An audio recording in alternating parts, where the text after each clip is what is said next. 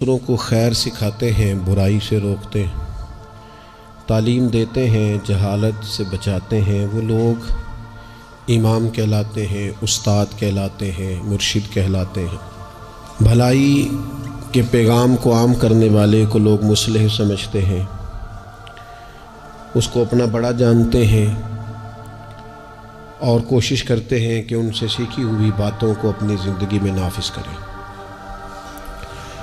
اللہ تبارک و تعالیٰ نے اس ساری امت کو یہ فرمایا ہے، ساری امت کو، کہ تم اس لیے بہترین امت ہو کہ تم نے لوگوں کو خیر کا حکم دینا ہے، تم نے لوگوں کو برائی سے بچانا ہے۔ کنتم خیر امت اخرجت للناس، فرمایا تم بہترین امت ہو، لوگوں کی بھلائی کے لیے تمہیں پیدا کیا گیا۔ تأمرون بالمعروف وتنہون عن المنکر، تم لوگوں کو معروف کا حکم دو گے اور منکرات سے منع کرو گے۔ اس امت نے، پوری امت نے پیشوائی کرنی ہے پوری دنیا میں، جہاں بھی کفر ہے، شرک ہے، جہاں بھی اسلام سے دور لوگ عقائد لے کے بستے ہیں، ان سب لوگوں تک پیغام حق پہنچانا ہے، ان کی ذہن سازی کرنا، ان کو یہ بتانا کہ سچا اور کھرا دین دین اسلام ہے، ان کو یہ بتلانا کہ ہماری بھلائی، ہماری نجات اللہ کو ماننے میں ہے اور رسول کریم علیہ السلام کے دروازے کی گدائی میں ہے۔ یہ اس پوری امت کے ذمے اللہ نے لگایا۔ ہمارے ہاں لوگ یہ سمجھتے ہیں کہ مجھے نسبت حاصل ہو گئی ہے، اب میرا اعزاز بن گیا ہے، لیکن جو چیز وجہ نسبت ہے اس کو میں اختیار کروں چاہے نہ کروں۔ استاد بڑا باعث افتخار ہے، پر اس کی وجہ عزت یہ ہے کہ وہ پڑھاتا ہے، اور اگر وہ پڑھائے ہی نہ، وہ کہے جی میں استاد ہوں میری عزت کرو، بھئی آپ کا جو منصب ہے وہ بھی تو پورا کریں آپ۔ ایک شخص ہے جس کی وجہ عزت یہ ہے، وجہ فضیلت یہ ہے کہ وہ کسی کو کوئی ہنر سکھاتا ہے، کوئی کام سکھاتا ہے، وہ کہے کہ میری عزت تو کرو، پر جو وجہ ہے عزت کی وہ میں پوری نہیں کروں گا، تو لوگ کہیں گے بھی جو وجہ اعزاز ہے وہ تو آپ نے پورا کیا ہی نہیں۔ اس امت مسلمہ کی جو وجہ فضیلت ہے وہ سب سے پہلی تو یہ ہے کہ یہ رسول پاک کی امت ہے، یہ سب سے پہلا اعزاز ہے، اور دوسری اس کی جو فضیلت اللہ کے قرآن نے بیان کی وہ یہ کی کہ تأمرون بالمعروف، یہ لوگوں کو بھلائی کا حکم دینے والے لوگ ہیں، وتنہون عن المنکر، اور یہ لوگوں کو منکرات سے، بری چیزوں سے، بری باتوں سے روکنے والے ہیں۔ اس امت نے غلبے کا کام کرنا تھا، دنیا پہ دین کے جھنڈے کو بلندی دینی تھی۔ ہمارے ہاں جو ہمارا دین ہے نا، اسے ہم نے بطور مذہب کے لیا ہے، بطور دین کے نہیں۔ ہم دین اسلام کو مذہب کے طور پر لیتے ہیں، نماز پڑھنا، روزہ رکھنا، شادی کا موقع آ گیا تو چلو باقی سارے کام اپنی مرضی کے، اور نکاح ضرور کرنا ہے، ایجاب و قبول کرانا ہے دینی طریقے پر، اچھی بات ہے۔ ہم اس کو بطور مذہب کے لیتے ہیں، بطور دین کے نہیں۔ یعنی ہم کہتے ہیں کہ ہم مسجد کے اندر تو اسے قبول کریں گے، لیکن جب دینی طور پر قبول کریں گے نا، پھر ہم مطالبہ کریں گے کہ کچہری میں بھی رسول اللہ کا دین ہونا چاہیے۔ پھر ہم نفاذ کی بات کریں گے، پھر ہم اس کے غلبے، هو الذی ارسل رسولہ بالہدی والدین الحق، یہ دین ہے، والدین الحق لیظہرہ علی الدین کلہ۔ اللہ فرماتے ہیں یہ رسول ہم نے اس لیے بھیجے ہیں دین حق دے کے، تاکہ اس دین کو سارے دینوں پر غالب کر دیں، اس کا غلبہ ہو۔ ہمارا کفر کے ساتھ یہ طریقہ ہمیشہ یہ رہا، غیروں کے ساتھ، کہ بھئی دین ہمارا چلے گا، تم ہمیں جزیہ دو، اپنے مذہب کے مطابق تم کرو پوجا پاٹ، معاذ اللہ جو تم نے کرنی ہے، اگرچہ وہ درست نہیں ہے۔ لیکن اب کیا ہوا ہے؟ اب یہ ہوا ہے کہ نظام ان کا ہے ہر جگہ پہ، اور ہمیں یہ کہا گیا ہے کہ نماز پڑھو کوئی حرج نہیں، روزہ رکھو، زکوٰۃ دو، خدمات کرو، لیکن جو نظام ہے ارسل رسولہ بالہدی والدین الحق لیظہرہ علی الدین کلہ، وہ ہمیں کہتے ہیں کہ نظام ہمارا رہے گا، امریکہ، افریقہ، برطانیہ میں نماز پڑھنے پر تو کوئی پابندی نہیں، لیکن وہ آپ کو آپ کے قانون کے مطابق نفاذ دین کی اجازت، اور یہاں بھی یہ حال ہے۔ ہمارا سیاستدان کیا کہتا ہے مولوی نماز پڑھے، کون منع کرتا ہے، بڑی مسجد بنائے، لیکن سیاست کی بات نہ کرے، وہ غلبے کی بات نہ کرے، وہ اسمبلی میں دین کی بات نہ کرے۔ یہ وہ بنیادی فرق ہے جسے سمجھنے کی ضرورت ہے کہ جب تک نفاذ دین نہیں ہوتا اتنی دیر تک یہ تفریق ختم نہیں کی جا سکتی کہ یہ امیر ہے اور یہ غریب ہے۔ اتنی دیر تک یعنی آپ تک نماز تو آئے گی اگر آپ بطور مذہب دین کو لیں گے، لیکن انصاف نہیں آئے گا۔ انصاف گھر میں تب آئے گا جب دین نافذ ہوگا۔ غریب کو اس کی داد رسی اس وقت ہوگی جب کچہری میں اور جب پارلیمنٹ میں دین آئے گا۔ یہ ضروریات زندگی کی تب پوری ہوں گی، ورنہ ٹھیک ہے غریب کی مدد ہو رہی ہے، مسکین سے تعاون ہو رہا ہے اپنے لب و لہجے، تو دین کے لیے جد و جہد کرنا، دین کے نفاذ کی کوشش کرنا، سب سے پہلا مسئلہ تو یہ ہے دین کیسے نافذ ہو۔ سب سے پہلا مسئلہ تو یہ ہے کہ ہمارے اندر وہ خاص شعور ہی نہیں کہ مذہب کو نافذ ہونا چاہیے، کیونکہ اپنی اپنی دکانداری، اپنا اپنا نظام، اپنا اپنا حساب، اپنے اپنی طریقے سے سب لوگ لے کے چل رہے ہیں۔ وہ ایک نظام کے جھنڈے کے تلے آنے کو تیار ہے۔ سب سے پہلی بات تو یہ ہے کہ ہمارے اندر دینی شعور پیدا ہو، ہم پسند کریں اس بات کو کہ اگر نبی پاک نے سادہ کھانا پسند کیا تو ہمیں بھی سادہ پسند ہے۔ ہم پسند کریں اس بات کو کہ اگر حضور نے فرمایا ہے کہ سادی بارات جائے گی، تھوڑے سے لوگ ہوں گے، نکاح آسان ہوگا، وہ برکت والا ہوگا، تو ہمارا یعنی وہ جو ہمارے اندر چیز پنپتی ہے نا کہ میں مطلب چاہ کرنا ہے میرے منڈے دا بیاہ ہے، وہ پنپے نہ، وہ خواہش نہ پیدا ہو۔ سب سے پہلی بات تو یہ ہے ہم کہیں یار میں اسی طرح بیٹی کا بیاہ کروں گا جس طرح مدینے والے نے سیدہ فاطمہ کا کیا ہے، ہم اسی طرح نکاح کو رواج دیں گے جس نکاح کا رواج نبی پاک نے مولا علی شیر خدا کے لیے پسند فرمایا ہے۔ یہ جب پہلی بات تو یہاں اپنے آپ کو کھڑا کرنا بڑا ضروری ہے، یہاں نہیں کھڑا کر پاتے۔ اگر پیسے ہاتھ نہیں آئے تو چلو ٹھیک ہے ہم سادے ہو گئے، اگر آ گئے تو یاد رکھو فقیری میں فقیری کرنا کوئی کمال نہیں، کرنی پڑتی ہے، مجبوری ہوتی ہے۔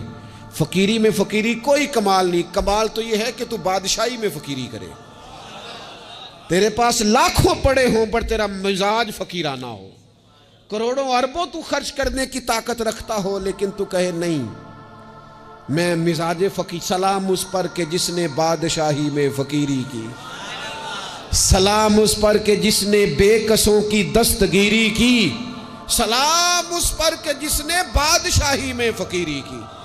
نبی پاک علیہ السلام نے بادشاہی میں فقیری کی، حضرت ابو بکر نے بادشاہی میں فقیری کی، حضرت سیدنا عمر فاروق نے بادشاہی میں فقیری کی، کروڑوں خرچ کرنے والے عثمان غنی، لیکن سیدنا عثمان غنی کی شان یہ ہے کہ جب خطبہ دینے کے لیے منبر پہ بیٹھتے ہیں تو کرتے پہ بھی پیبند ہیں اور ان کی تہمت پر بھی پیبند ہیں اور ان کی پگڑی بھی پرانی ہے، تو لوگوں نے کہا یہ کیا ہے؟ تو کہا یہ وہی ہے جو ہمیں مدینے والے رسول نے سکھایا ہے، وہ خرچ کرنا ہے دوسروں پر، وہ سارے کا سارا اپنے اوپر اعلیٰ آسائشیں حاصل کرنا اور پتہ نہیں کہاں سے کہاں نکل جانا۔ حضرت مولا علی شیر خدا امیر المومنین ہیں، لیکن کوفے کی جامع مسجد کے باہر کھڑے ہو کے کہتے ہیں میری زرہ خرید لو، قامت زیادہ پرانی ہو گئی، اب تو پیوند کی جگہ بھی نہیں رہی، اگر پیسے ہوتے تو میں زرہ نہ بیچتا۔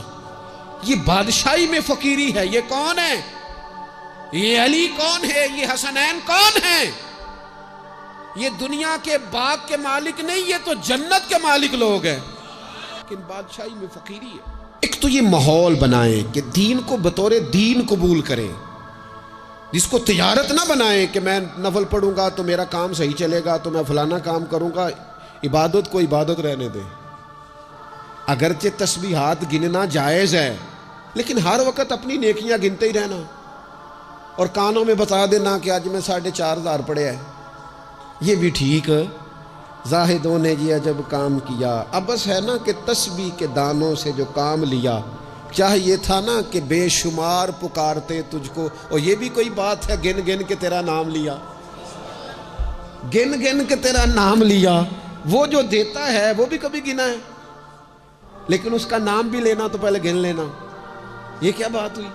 میں نے کہا گننا جائز ہے، لیکن اس گننے میں اپنے آپ کی بڑھوتری بیان کرنا کہ میں بڑی شے ہوں، میں نے اتنا پڑھا، یہ درست نہیں ہے۔ تو میرے عزیز، ایک تو دین کو نافذ کریں اپنی طبیعت، جی دین جو کہتا ہے نا۔ خواجہ صاحب نے خط لکھے ہیں کچھ 8 خط میں نے خواجہ صاحب کے پڑھے ہیں جو خواجہ قطب الدین بختیار کاکی کے نام ہے۔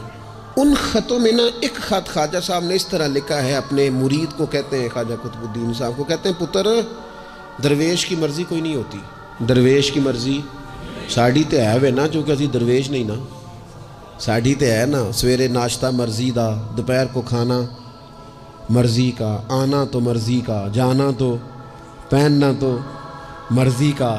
میرے صاحب کے پاس ایک شخص نے آ کے کہا حضور جو میں چاہتا ہوں وہ ہوتا نہیں، تو حضرت صاحب فرمانے لگے یہ تو خدائی دعویٰ ہے، جو چاہے ہو جائے یہ تو اللہ کی شان ہے۔ اتنی بڑی بات تو نے کر دی کہ جو چاہتا ہوں ہوتا نہیں، یہ تو رب کی شان ہے کہ رب جو چاہتا ہے وہ، تو بندہ ہے، تو اتنی بڑی بات کیوں کر رہا ہے؟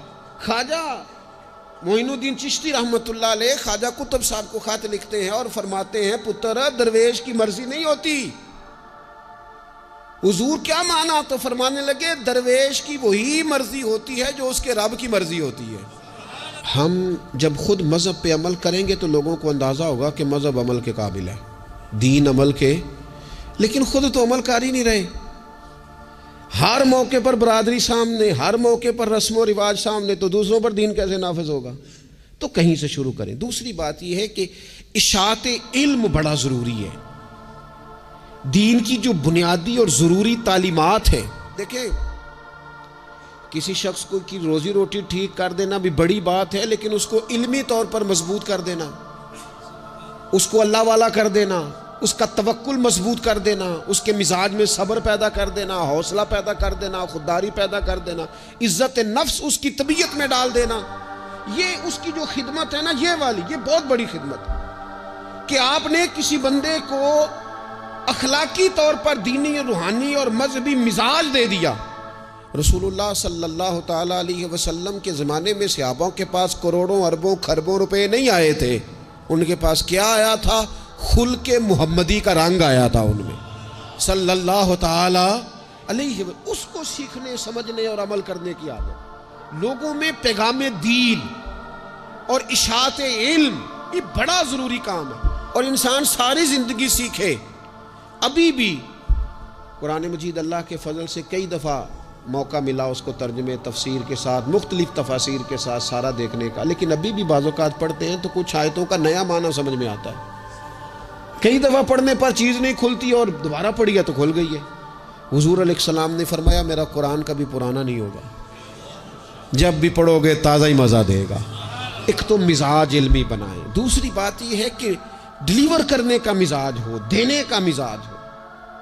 امت مسلمہ دیتی ہے، یہ کشکول طلب دراز نہیں کرتی، دکھ سنانا ہر وقت یہ مزاج پیدا کرنا کہ بڑی غریبی، بڑی آزمائش، بڑی پریشانی ہے، اس سے تو بندہ کمزور ہو جاتا ہے۔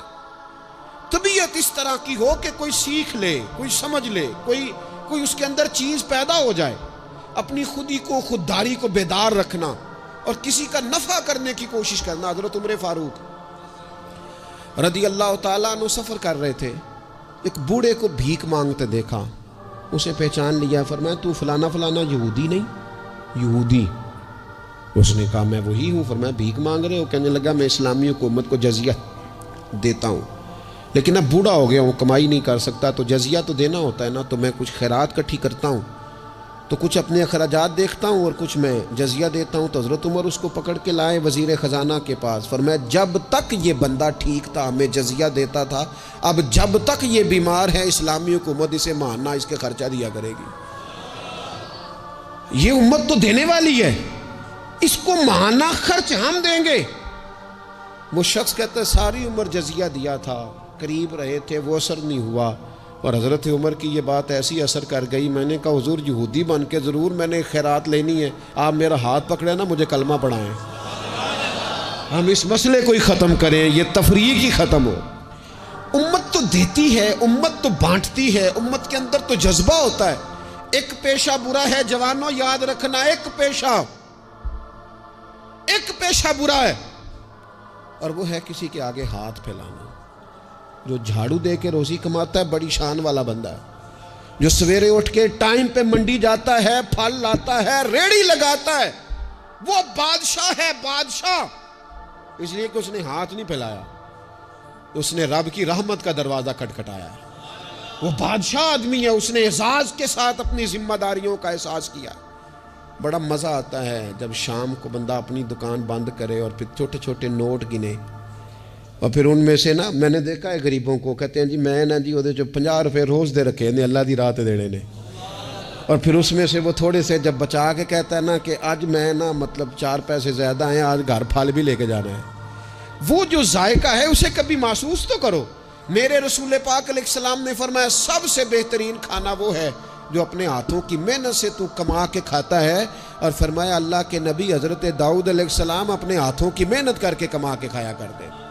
امت کی یہ ذمہ داری ہے کہ امت مشقت کا مزاج بنائے، طبیعت بنائے، مشقت ذہن بنائے۔ ہمارے ہاں تو اب جناب وہ جدوجہد کا شوق نہیں، طبیعت نہیں، پڑھنے لکھنے تک کو لوگ بس ٹھیک ہے، برکت سے سارا کچھ چل رہا ہے۔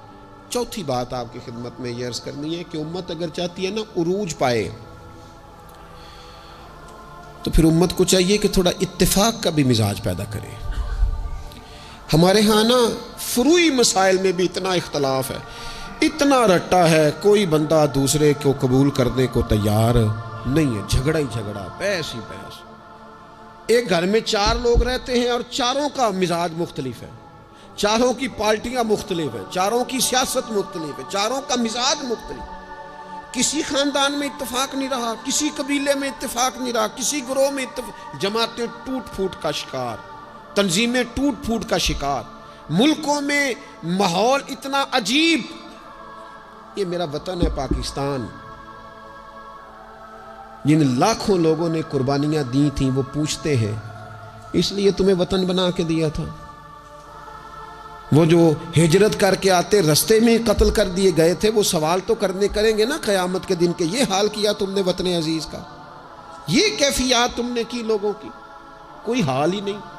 کبھی کوئی کسی کے خلاف بات ہے تو کبھی کوئی رسہ کھینچ رہا ہے تو کبھی کوئی کسی کے پاؤں کھینچ رہا ہے، خدا رہا کوئی استحکام۔ لوگ جوڑتے ہیں، بڑوں کا کام ہوتا ہے قوم کو جوڑنا، ان کو نظریاتی طور پر مضبوط کرنا، ان کی فکر کو مجتمع کرنا۔ رائے کا اختلاف ہو جانا کوئی بڑی بات ہے؟ زندہ لوگوں میں اختلاف ہو جاتا ہے، زندے جب لوگ ہوتے ہیں تو ان کی رائے مختلف ہے، لیکن اپنی رائے کو دوسرے پہ مسلط کرنا، تھوڑا سننے کا بھی حوصلہ پیدا کریں تو کچھ اتفاق کا مزاج، کچھ تھوڑی دوسروں کی تعریف، کچھ تھوڑا کسی اور کو بھی قبول کر لینا، تھوڑا سا کسی اور کے بارے میں بھی کبھی اچھی رائے دے لینا، کبھی کہہ لینا کہ نہیں فلانا فلانا فلانا فلانا آدمی۔ جب لوگ بخیے ادھیڑ رہے ہوتے ہیں نا، فلانا بھی برا ہے، فلانا بھی برا ہے، فلانا بھی برا ہے، فلانا بھی برا ہے، تو میں اکثر کہتا ہوں یار تم نے اتنی جلدی کر دی سب کو برا کہنے کی، تمہیں پتہ نہیں لقد خلقنا الانسان فی احسن تقویم۔ رب کہتا ہے میں نے تو بڑا سونا انسان بنایا ہے اور تمہیں کسی میں اچھائی نظر نہیں آ رہی۔ اور امت وہ ہے جو رسول رحمت کی امت ہے، لیکن وہ چھوٹی چھوٹی باتیں، چھوٹی چھوٹی لڑائیاں، کچھ اتفاق۔ امت مسلمہ جب تک متفق نہیں ہوتی اپنی عزت کو کبھی بحال کر سکتی، جب تک ان کا اور اتفاق چھوٹے چھوٹے ٹکڑوں میں امت کو بانٹ دیا گیا ہے، چھوٹی چھوٹی ریاستیں، چھوٹے چھوٹے گروہ، چھوٹے چھوٹے مفادات، جب تک یہ اتفاق نہیں پیدا کرتے اتنی دیر تک آگے بڑھا جا سکتا۔ 5ویں بات، جب تک مسافر منزل پر پہنچنے کی تڑپ نہیں نہ پیدا کرتا اتنی دیر تک منزل اس کے قریب نہیں آتی۔ اس امت کی منزل ہے کنتم خیر امت اخرجت للناس تأمرون بالمعروف وتنہون عن المنکر۔ اس امت کی منزل ہے دنیا کو خیر کا پیغام دینا، لوگوں کو برائی سے روکنا، اس کی منزل ہے۔ آپ سفر پہ جا رہے ہو نا جی، تو بندہ رستے میں قیام مختصر کرتا ہے، ضرورت کا کرتا ہے، بلا وجہ الجھاؤ نہیں پیدا کرتا۔